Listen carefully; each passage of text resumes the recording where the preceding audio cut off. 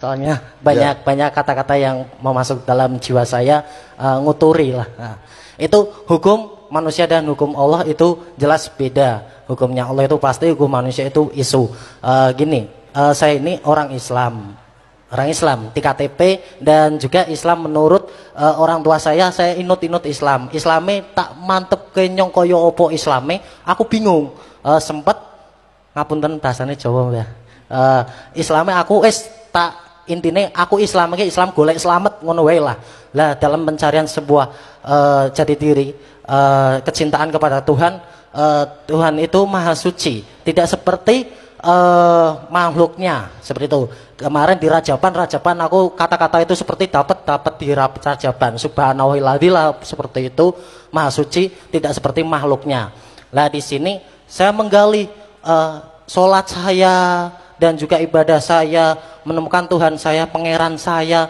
Yang jelas saya Tuhannya ya itu, saya nggak menganggap yang itu yang ada di mana-mana itu bukan Tuhan. Itu anggaplah itu kepercayaan orang lain.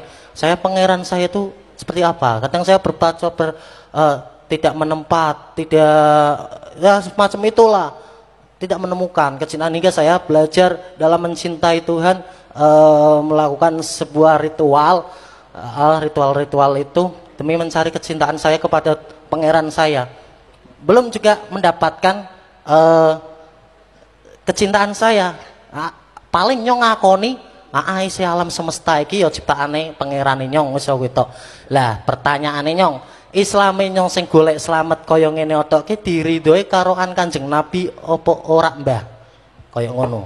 Satu-satunya yang diterima oleh Allah itu adalah Rasulullah, yang pasti diterima oleh itu Muhammad dan yang disebut Muhammad.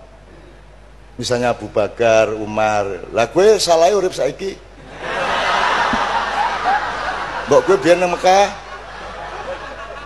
njur melu-melu nimbake pemijeti kan sikile Kanjeng Nabi ben gue dijamin swargane.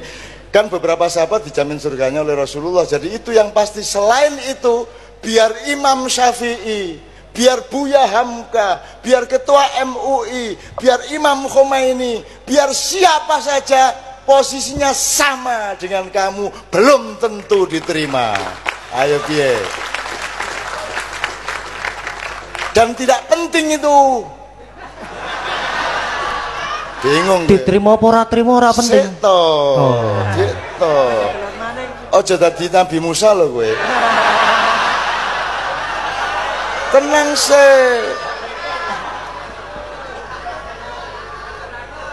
sih. Nek aku bocorke kapal didelok sik kok bocorke kapal, aja takon sik.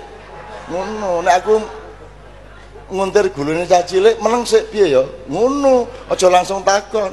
Kowe engko ayo takon pisan meneh aku ngene. Hadza firaqun baini wa bain. Inilah saat perpisahan aku dengan engkau. Meneng ya? Dan itu tidak penting, ngono toh? Dipotong misalnya ke YouTube. Wah, menurut M. Ridho tidak penting. Ngono. Ayo kono lebokno kono. Tak karepmu kono, ayo. Engko nek cangkemmu pedhot aja sambat aku. Ngene lho Mas. Kamu itu tidak usah sibuk mencari ridho Allah, meminta ridho Allah. Kamunya yang harus terus-menerus ridho sama Allah. Rodiyatan, bukan mardiyatan, rodiyah. Kamu yang harus memastikan setiap saat ridho kepada apapun saja yang Allah tentukan untukku. Kamu ridho, efeknya pasti diridhoi. Masa ya Allah ridhoilah aku, ridho jaluk tok kon dhewe gak ridho. Kan begitu? Bener nggak logikanya? Ayo takon meneh. Bener nggak? Jadi jangan sibuk memohon ridho Allah. Habiskan waktumu untuk meridhoinya. Sudah pasti kalau engkau ridho Allah, meridhoimu, kan begitu. Jadi kan ya ayyatuhan nafsul mutmainnah. Terus irji'i ila rabbiki radiyatan mardiyah. Loh, radiyatan sik baru. Lah kamu itu sibuk mardiyah. Lo mardiyah wis rabi ket biyen kok. Jadi kamu tempuh radiyatan dulu, kamu akan mendapat efek mardiyah. Gitu, jelas ya sekarang? Ayo Bi, ayo. Oke, udah habis pertanyaannya. Oh, miskin tadi tak tambahin. Kamu tahu nggak Rasulullah ditawari melalui Jibril. Jibril bilang sama Muhammad, kalau dia mau jadi raja yang kaya raya seperti kakeknya Sulaiman alaihissalam, untuk menjadi mulkan Nabi, ya, raja yang kaya raya, maka wahai Jibril, siapkan semua infrastrukturnya. Kemudian Jibril membuat gunung emas di antara Madinah dan Mekah, dan sampai sekarang masih ada di pagar itu. Itu stok terakhir Arab Saudi yang akan bangkrut sebelum 3 tahun yang akan datang. Ya, itu Jibril yang bikin untuk Muhammad, untuk menawarkan kepada Muhammad, kalau engkau mau menjadi raja yang kaya raya seperti kakekmu Sulaiman, Allah menyiapkan semuanya. Maka semua tambang minyak,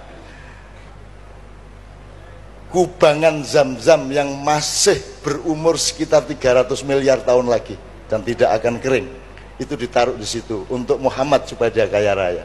Tapi Muhammad menjawab, la ya Allah, biarkan aku, kalau aku diperkenankan, aku memilih menjadi abdan nabi, ya, biarlah aku menjadi nabi yang jelata, nabi yang papa, nabi yang miskin, sebagaimana umatku yang umumnya juga miskin. Biarlah aku berpakaian sebagaimana umatku yang paling miskin berpakaian. Biarlah aku makan sekadar sama dengan orang-orang yang paling miskin dari umatku. Kan gitu, bener nggak itu? Jadi miskin itu baik. Pendapat saya, miskin itu baik. Sama dengan lapar itu baik. Lapar itu paling baik. Jangan sampai kenyang. Saya itu hampir tiap hari saya membiarkan diri saya lapar. Nanti kalau sudah mulai ini sudah akan menuju titik mulai akan tidak sehat, saya makan dikit. Prinsipnya ganjel tok. Kalau saya misalnya mau makan 1 piring dengan lauk apa, saya coba risoles siji apa tempe loro, terus aku ngombe sing akeh. Kalau sudah cukup untuk menjaga kesehatanku, aku tidak makan yang lainnya. Gitu loh Mas. Saya tiap hari menjaga seperti itu. Jadi saya sangat sedikit makan, saya sangat sedikit tidur. Gitu loh Mas. Itu namanya hidup secara miskin tadi itu. Saya tidak pernah melampiaskan apa-apa. Untuk apa aku melampiaskan? Aku sudah punya istri Novia. Apa yang akan aku lampiaskan lagi? Dunia sudah tidak menarik bagiku.